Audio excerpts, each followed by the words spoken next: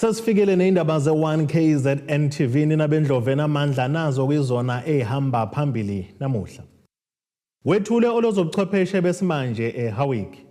Unyazi lwezulu lubusise isikhungo sokuthula. Kanti wasenkandla usunemeya entsha. Sanemukeleni nebendlovena amandla kwindaba zethu ze1 KZN TV eyifunde uphilano kaCebekhulu. Siyakhuleka. Ngqongqoshe umnyango wezokuxhumana nezobuchwepheshe besimanje manje kuzwelonke uSoli Malansi uthi ufuna abafundi basabalale ngokomqondo benze izifundo ezizobavulela amathuba emisebenzi emkhakheni wezobuchwepheshe.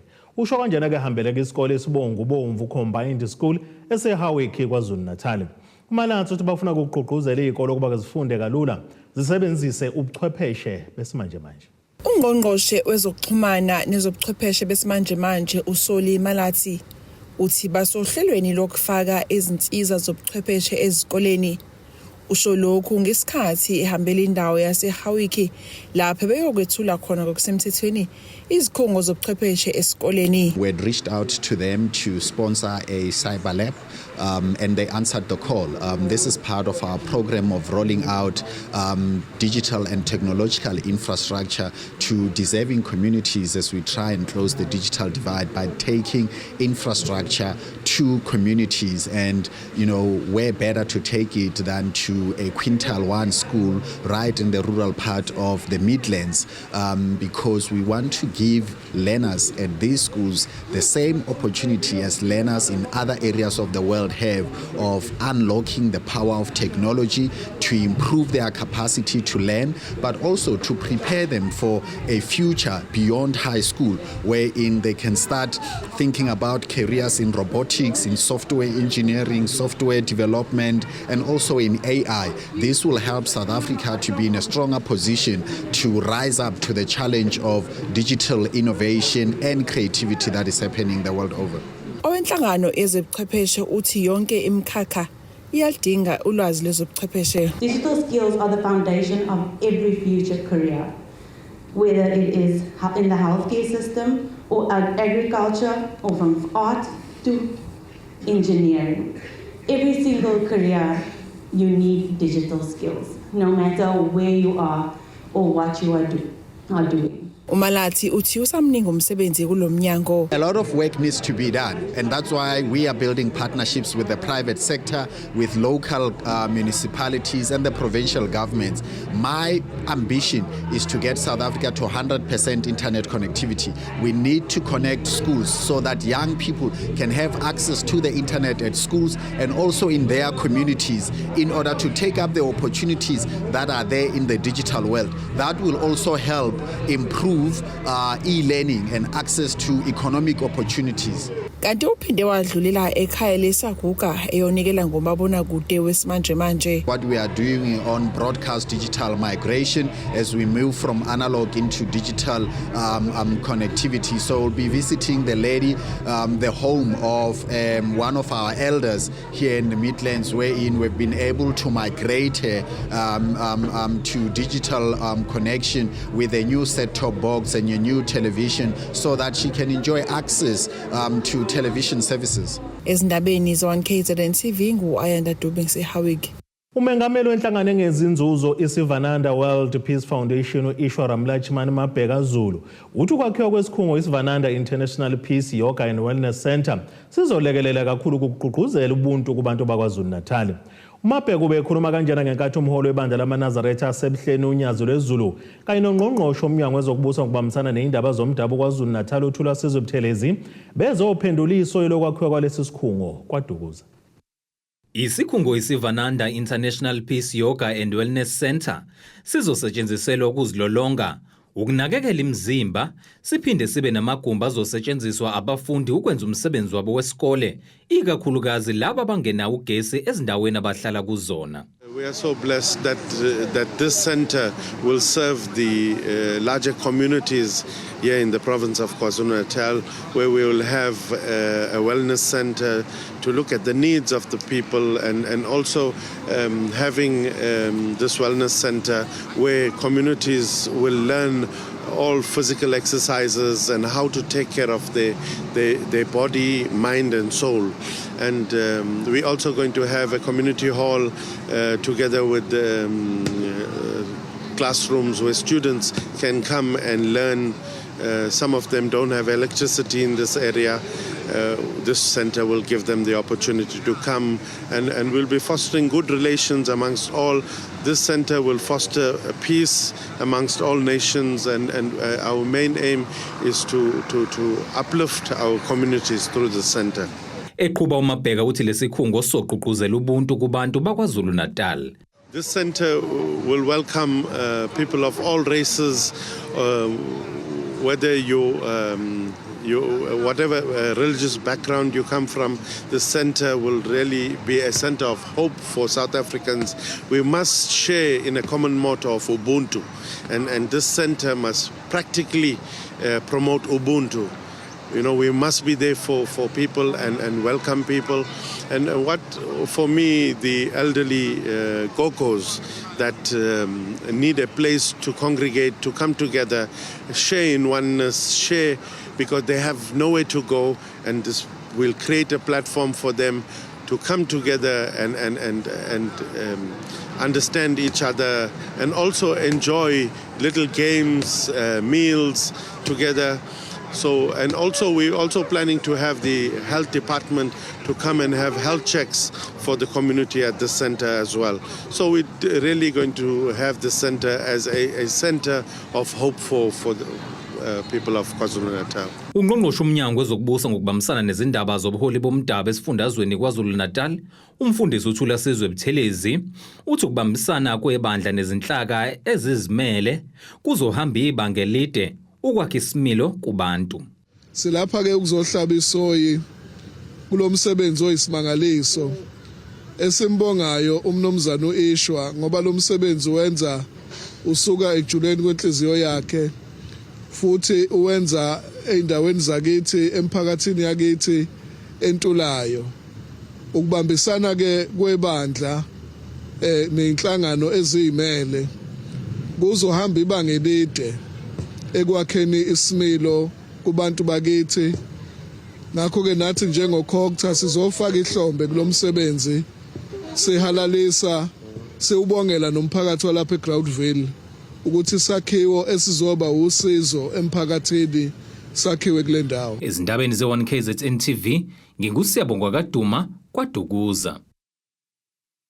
Umasipala waseNkandla eNyawatho nesifundazwe KwaZulu-Natal uqoka abesifazane ezikhundleni zokuhola lomkhandlu. uNonhlanhla Nzunzo obeyisekela lemeya uqobo lokusoba kemeya lomkhandlu emva kokwedlula kemhlabeni kwemeya lomkhandlu uMbhekiseni Biyela ngonyaka owedlule. Kwathi uNokuthula Magubane waqoka kwesokuba keyisekela lawo ke lemeya kuona lo masipala. Kuphelile ukuqagula ngozohola umasipala iNkandla eNyakatho nesifundazwe KwaZulu-Natal emva kokudlula emhlabeni kwalowo oyimeya lomkhandlu uMbhekiseni Biyela ngonyaka odlule. Umhlangano wamakhansela uphakamisa igama lika Nonhlanhla Nzuza obeyisekela lemeya ngaphambilini. Ekhuluma nabezindaba uNzuza emva kokuqoka kwakhe uthembise likhulu kumalunga omphakathi wakule ndawo. Lolu suku lanamhlanje ebekade kwenzeka ukubeka imeya yaseNkandla emva kwesikhala esivulekile sikamhlonishwa wethu uNdabezitha owasishiya emhlabeni.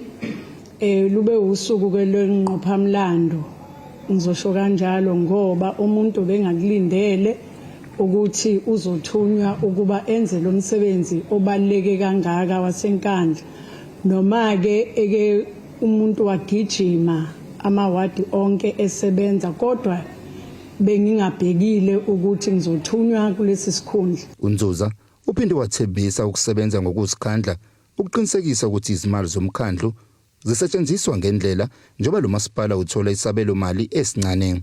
Kandla kinamawadi awu14 okulindeleke kuona wonke ukuba umuntu afinyelele kuona ngokuletha intuthuko. Yes, umkhandla seNkandla umkhandla omncane ocosha isabelo zimali esincane kodwa ngalokho okuncane sicoshayo sizozama ngakho konke okusemandleni ukuthi izicelo ezifakiweyo noma ke zingezukwenzeka zonke ngokosomqulu odidiyele kukhona okuzokwenzeka emphakathini waseNkandla. Siyathembisa ke ukuthi njengoba sekuthweke asiphume sisebenze sesizosebenza ke futhi kakhulu kunakuqala noma umuntu ebesebenza kodwa bekukhona lokho ukuthi siyasebenza siyagijima kodwa manje sesizofaka u100 speed on service delivery. Imeya uphinde wazwakalisa ukuthi imali eyisambe esingango 5 million wesigidi zamarandi evela eminyangweni ezokubusa kubambisana nezindaba zomdabu izobasiza kakhulu ekulwisaneni nezinhlekelele ezihlasele kulomphakathi njengoba kunenye ingxenye imali abazoyibeka eceleni njengomasipala. Umasipala waseNkandla mhlawumbe umuntu akaqala adlulisa ukuthokoza eminyangweni wakwaCocta ukuthi usilekelele kakhulu ungaqali ke ngale inkece e5 million. Okuthe ngoJanuary ike yakhona inhlekelele yemlilo kanye nomoya kanye nazo imvula wasilekelela uhulumeni wakwaCocta. Thina ke somasipala waseNkandla sinayo inkece sibeke eceleni ukuthi silekelele umphakathi waseNkandla noma ke i-disaster la eNkandla ihlasele kakhulu ikakhulukazi ke kudilika izindlu noma singenawo lawo mandla mangaka ukuthi singakha indlu kodwa kulokho esinakho kwenkece esibekele yona eceleni siyathembisa futhi ukuthi kukhona okungawenza umehluko kuleyo mndeni esuke ilele phandle. Ezindabeni ze1 KZN TV kubika uThabani Maphumulo eNkandla. Ake sithi ishelele etoloni nabesilo siyabuya nezinye zeindaba.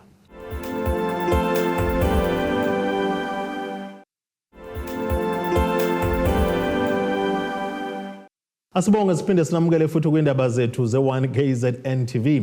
Nazo ke zona ehamba phambili namuhla. Wethule olozobuchwepheshe besimanje eHowick. Unyazi lwezulu lubusise isikhungo sokuthula. Kanti waseNkandla usunemeya entsha.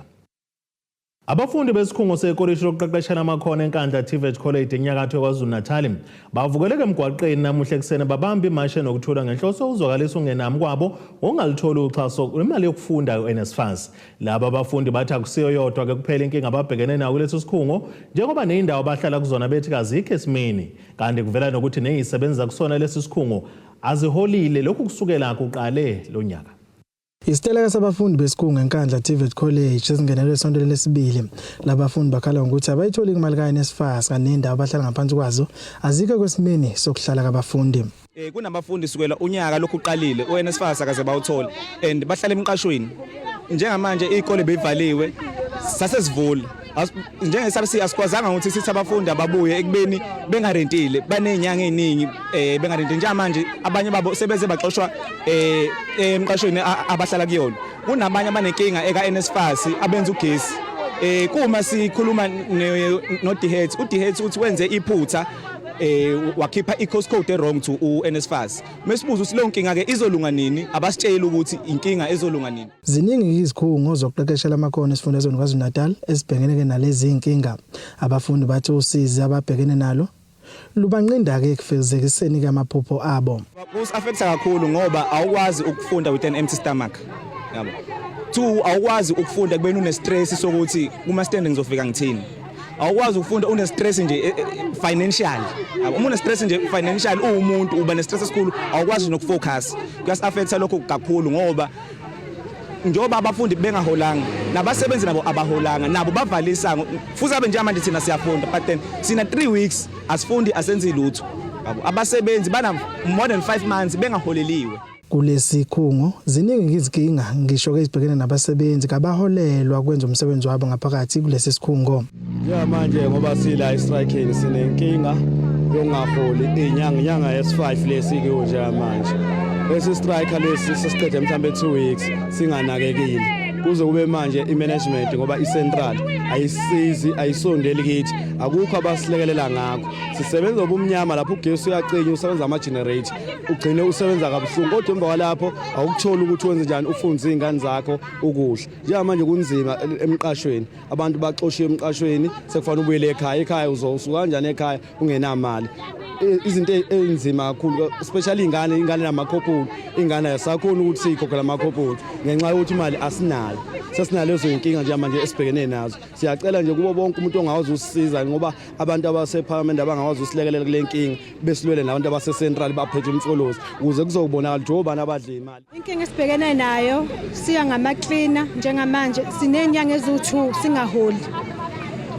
And sekunzima kakhulu njengamanje abaningi bethu bahlala emqashweni nje bahlala emqashweni abaningi bethu abekhishiwe emqashweni ngesimo sokuthi abarentile abagibelayo abasakhona ukugibela ngesimo sokuthi imali ayikho and akekho umuntu osondela kithi ozositshela ukuthi why singaholi njengamanje njengoba sibambe lesi strike lesi sifuna imfuno zethu sesisebenzile but kodwa imali asitholile besicela nje silekelelwe lapho uthi imali yethu sicela imali sesisebenzile siyithola. Imizamo yokuthola uhlangothi lwakaNSFAS ngalolu daba iphunzile.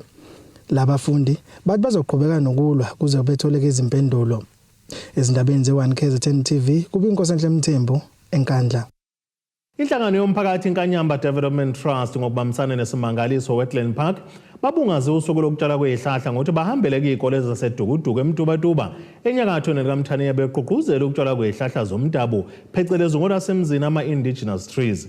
Uhlalo lenhlangano Ernest Mlambo uthi izwe lasemzansi libhekene nokuphela kwezihlahla zomdabu ezulu usizo kakhulu ikakhulukazi ngamakhambi okwelapha nokunye.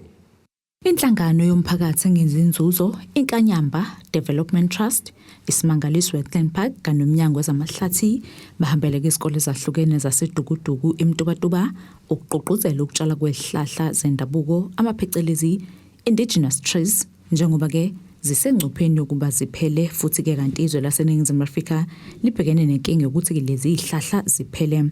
Uhlalo weNkanyamba Development Trust uErnest Mlambo uthi lenhlangano yasungulwa ngenhloso ukubhekelela ukuthi ke imvelo okuyihlahla iyavikeleka njengoba ke indawo yaseDukuduku ingenye yezindawo ezingamagugu ngaphansi ke kwesimangaliso Wetland Park. Thina ke iconcern yethu kwaba ukuthi ama indigenous plants lawa aseDukuduku ebekulokhu kuyisizathu ukuthi why sibulala izihlahla.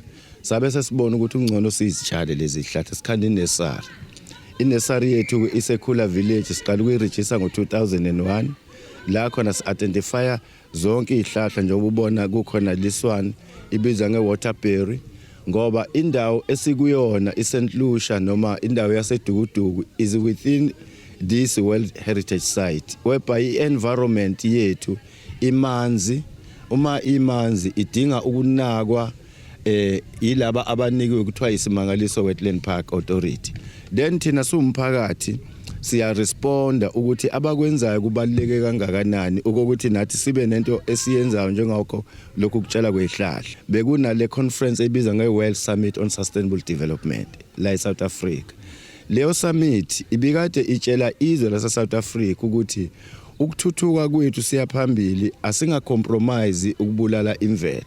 Akuthi noma ngabe ufuna ukwakha indlu but qala identify izihlahla ezilapho before wakhe noma yiphi indlu so that mawusuqedile ukwakha isakhiwo sakho uyaphindwe uyibuyisela lezo zihlahla. Ezinye zalezi zihlahla ke zibaluleke ukuthi ke ziyikhaya noma le ilapho ezinye zezilwane zikwazi ukuthi ke zihlale khona ezinye zikwazi nokukhiqiza.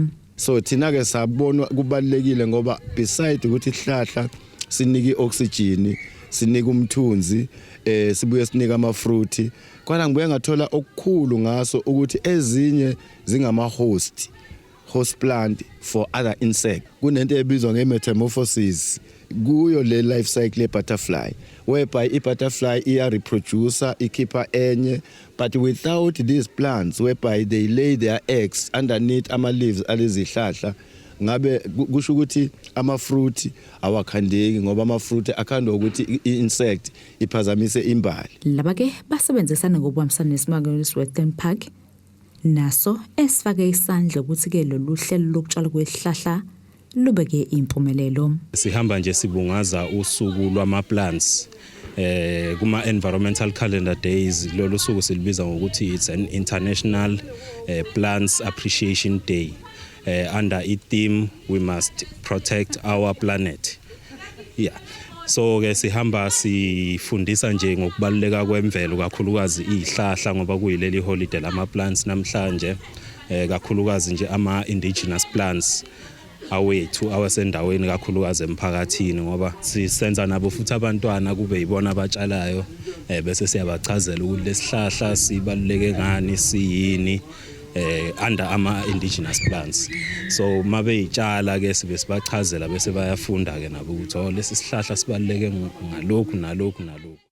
Umphakathi wasesiyahlala la eNewcastle enhla neLikamthaniya usuyiphendulele ngeinsolo zokuba nodlame nokungena ngesankahlu endlini ezakhiwa nguhulumeni ngonyaka wezimali u-2014-2015. Lo mphakathi uthi indlela okwenzeka ngayo uma ngabe kubhaliswa lezi zindlu kayihambanga ngendlela efanele njengoba kwabe sekungeniswa abantu abangakaze bababone kule ndawo njengomphakathi nokusobala ukuthi-ke bazithengiselwa lezi zindlu. Umphakathi wasesiyahlala la usuziphendulele ngezinsolo zokuba nodlame nokungena ngenkani ezindlini ezakhiwa nguhulumeni kule ndawo. Ubheki Ngwenya uthi ukubhalisa akuhambanga ngendlela efanele. Esingukuveza ukuthi izindlu akuzange khambe ngendlela kwakufanele khambe ngayo. Okwenzeka esingakuthandi siwumphakathi ngoba thina njengamanje njengami sathi masithi siyobhalisa athi ukhansela kubhalisa 1 ekhaya. So okusho kunabe iagenda babenikezwe yena through umasipala. So iloko esasifuna ukwenziwa iclarity kona ethenga ukuthi kungani kuzokwenzeka kanjalo ukuthi kubhalisa umuntu eyedwa ekhaya kubeni kodwa sibaningi ekhaya. So kwasegcina sekuvela abantu esithi asibazi endaweni. Mangabe ungamazi endaweni in 2 days 3 days iphelile indlu iqeda kuyakhe incontract usubona umuntu usethi umuntu ayi mina sengisendlini yami sengingaphakathi endlini yami. Ungena kanjani endlini ekubeni singakwazi umphakathi and futhi mengena babengangena emini babengena ebusuku. Ilento yasusa ukudwesha ukuze kusukudwesha emphakathini ukuze ugcina umphakathi usulwakhe. Uqhube wathi abantu abakhalela ukuba bebuyiselwe kulezi zindlu ababazi njengomphakathi kule ndawo.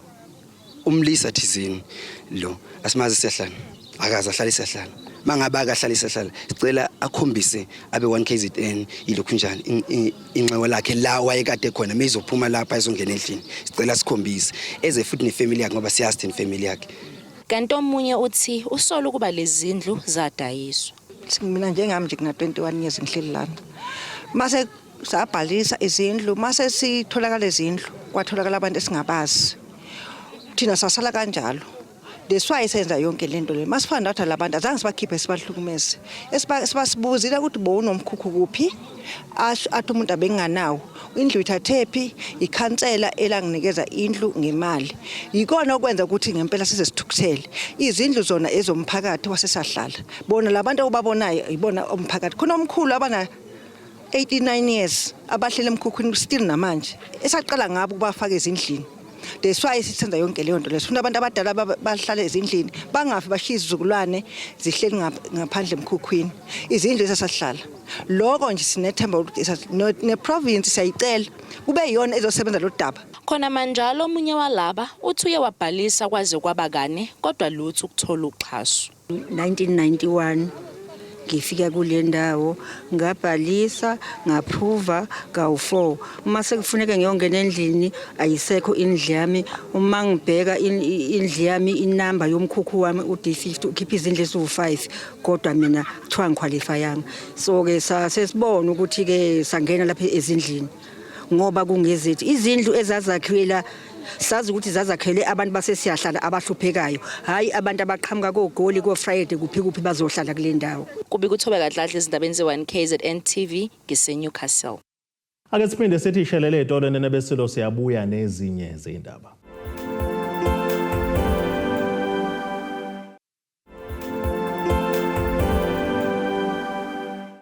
Asibonge siphinde sinamukele futhi kuyindaba zethu ze1 KZN TV. Nazo ke zona ehamba phambili namuhla. Wethule olozobuchwepheshe besimanje eHowick. Unyazi lwezulu lubusise isikhungo sokuthula. Kanti wasenkandla usunemeya entsha. Ake sibheke engosini yezomnotho.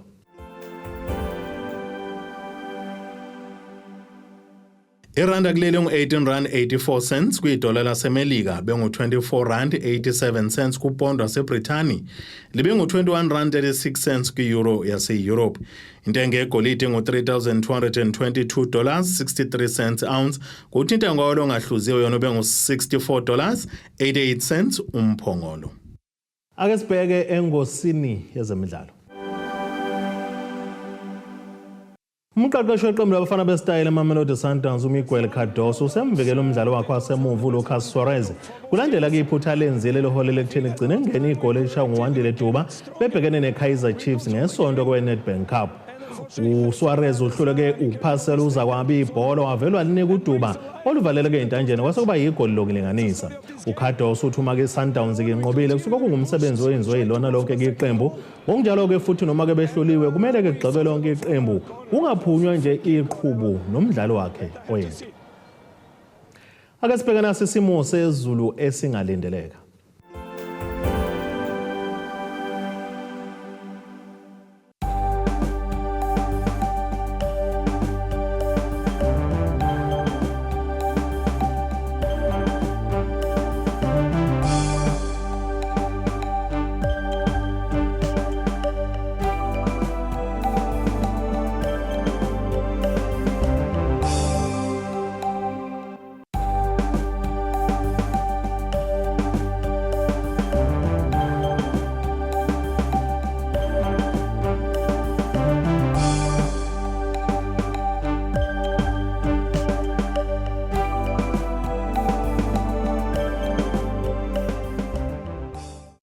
Nina bomlilo othathe shisa ikhotha zasedlebe kwawokoshana esemabedlana okamzimo umntwana nethimba lonke leindaba sithi khu. Abethuli bethu bezindaba baxhaswe iThulis Bayview Bridal. Ungabashayela kulezi zinombolo ezivelile.